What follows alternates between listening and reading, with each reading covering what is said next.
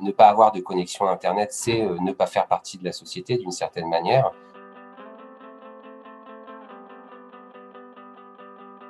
Alors, Stéphane Delaunay, je suis directeur de la communication et du mécénat du SAMU social de Paris. Le SAMU social de Paris, c'est une organisation qui aide les personnes sans abri sur le territoire parisien, notamment à travers des maraudes, qui est sa mission historique, mais aussi plein d'autres missions comme le soin infirmier, l'hébergement ou la gestion du 115 de Paris, qui est une ligne d'écoute et d'orientation pour les personnes SDF.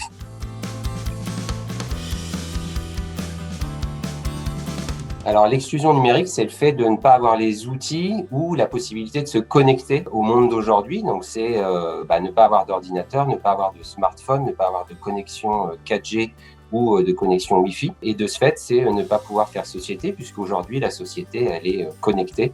Et que ce soit pour faire des démarches administratives, pour rester informé, pour rester proche des personnes que l'on connaît, on a besoin de ces outils et d'une connexion Internet. Alors les causes, elles sont multiples, mais la cause principale, c'est souvent un manque de moyens financiers, bien évidemment. On n'a pas les moyens de s'acheter un smartphone, aujourd'hui ça coûte cher. On n'a pas les moyens de payer une connexion Internet ou un abonnement à un opérateur.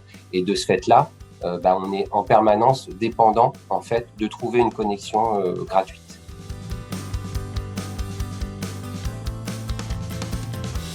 Le combat, c'est donner aux personnes une autonomie. Et ça, c'est le travail essentiel finalement du SAMU social. C'est évidemment sortir les personnes de la rue. Comment on les sort? En leur offrant un hébergement et en leur redonnant une autonomie. Et le numérique, c'est une partie de cette autonomie aujourd'hui qui est indispensable, encore une fois, pour être un citoyen ordinaire. Le SAMU social de Paris lutte à travers différents moyens contre l'exclusion numérique. Alors, il y a d'une part doter les personnes en outils informatiques, donc que ce soit des téléphones, des smartphones ou des ordinateurs, mais aussi offrir des connexions aux personnes, que ce soit des connexions collectives dans des salles informatiques, mais aussi des connexions individuelles dans les chambres et notamment les chambres d'hôtel.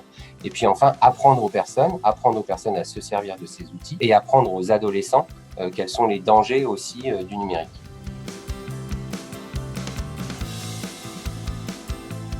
Alors, le partenariat avec Bouygues, il est né du premier confinement. On avait effectivement un gros besoin de connexion des personnes, notamment dans les hôtels. Il faut se rendre compte que dans les centres, les connexions étaient collectives et donc les personnes ne pouvaient plus se rendre dans les salles informatiques. Donc, elles étaient d'autant plus isolées qu'elles n'avaient pas de connexion. Et dans les hôtels, pareil, il n'y avait pas de connexion Internet. Et donc, Bouygues nous a offert des box 4G qui nous ont permis des connexions individuelles et qui ont permis à ces personnes de rompre l'isolement pendant le premier confinement.